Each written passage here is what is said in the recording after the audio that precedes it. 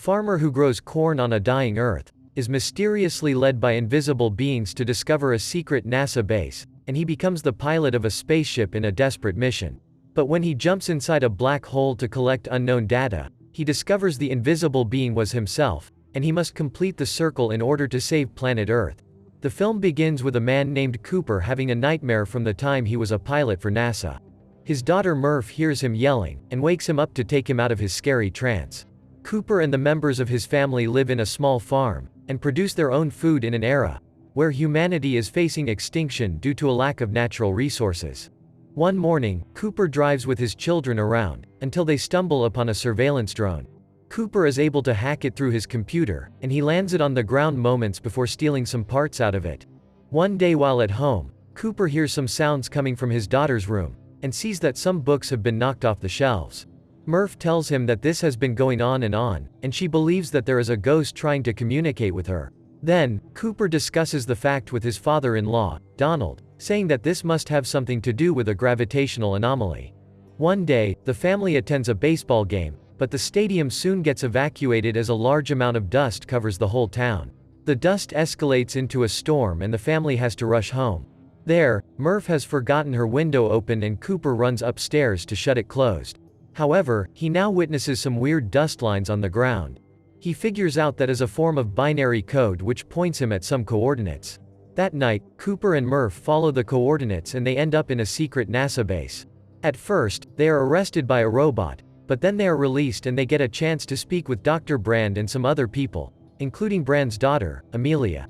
These people have been looking for a way to ensure humanity will continue to exist, because their crops will soon stop growing all around the world. Dr. Brand believes this is a unique opportunity for them. Cooper used to be a pilot and Brand has been working on a plan. He wants to send a spaceship through a wormhole that has appeared near planet Saturn. The wormhole will send the crew to another galaxy, and there they will be able to examine 3 exoplanets that could potentially be habitable. If they find one, then they will transfer as many humans as possible from Earth to that exoplanet.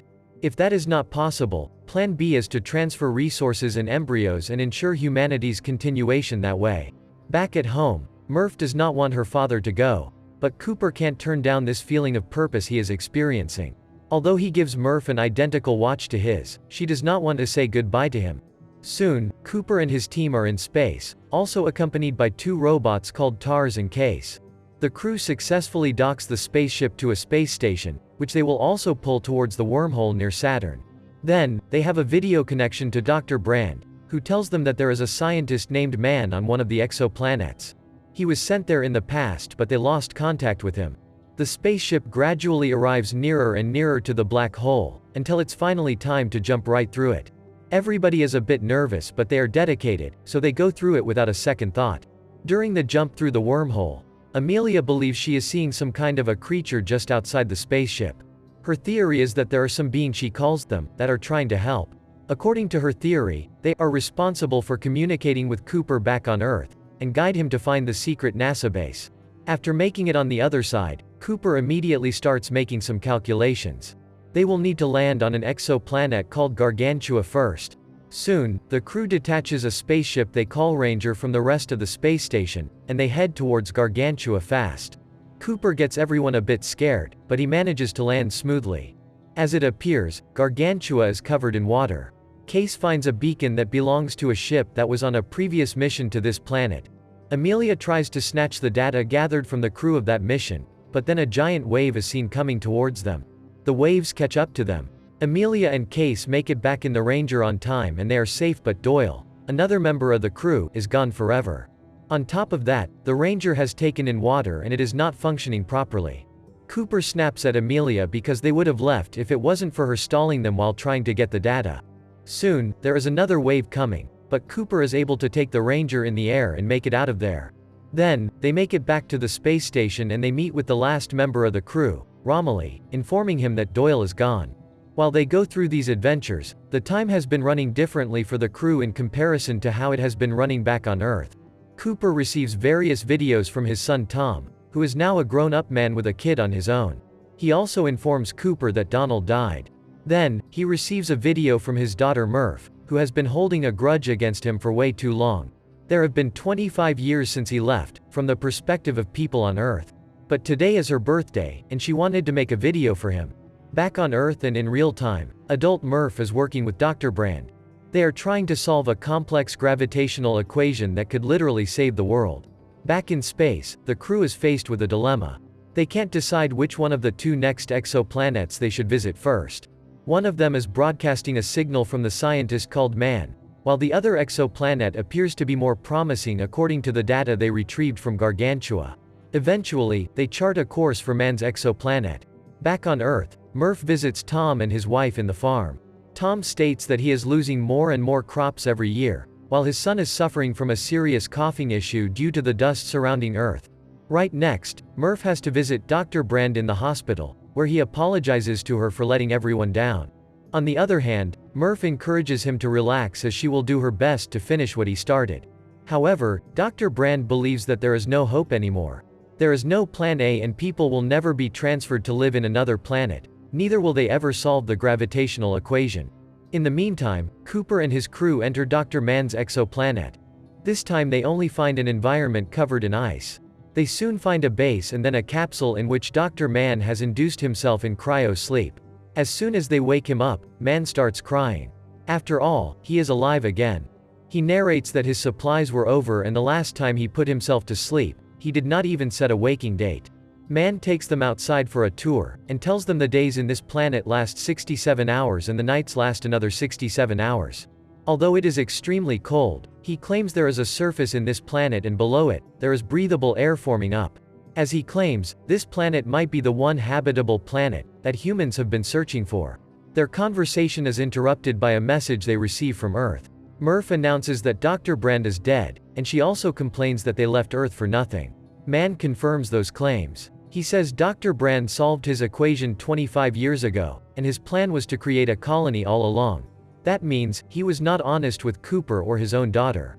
Despite, there are more attributes to this infamous gravitational equation, but there are more data needed to be able to look at it from another perspective. The thing is, those data can only be found inside a black hole.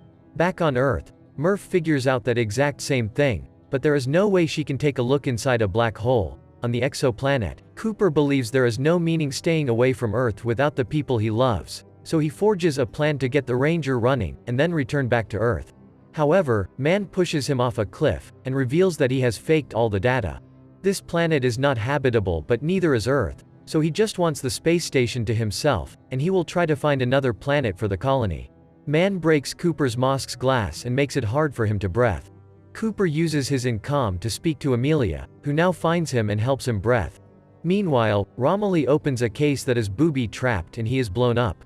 As for Man, he steals a ship and tries to dock onto the space station. However, his docking is not perfect, and the airlock depressurizes when he opens the hatch to the space station. That causes an explosion and now the space station spins around like crazy. Seeing that, Cooper decides to try and dock onto the space station in order to slow it down.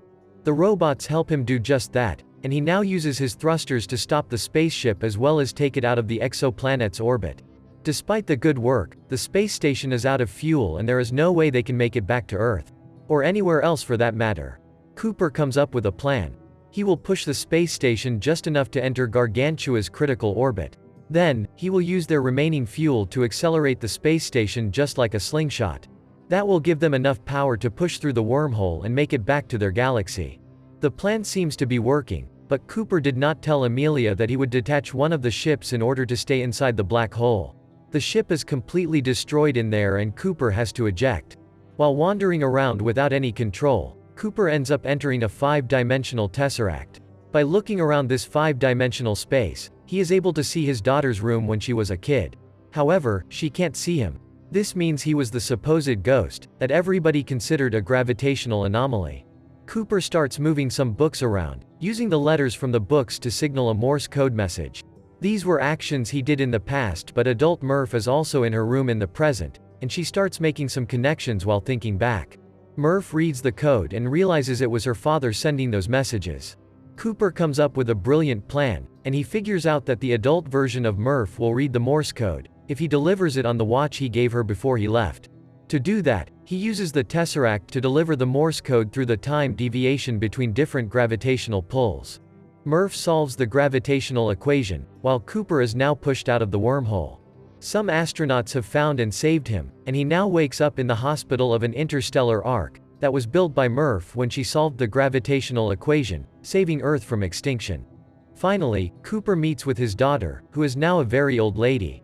She thanks him for saving humanity and mentions nobody believed her, when she told them he helped her all along the way. There is only one more thing left to do for Cooper, to go and find Amelia, who is still young just like him.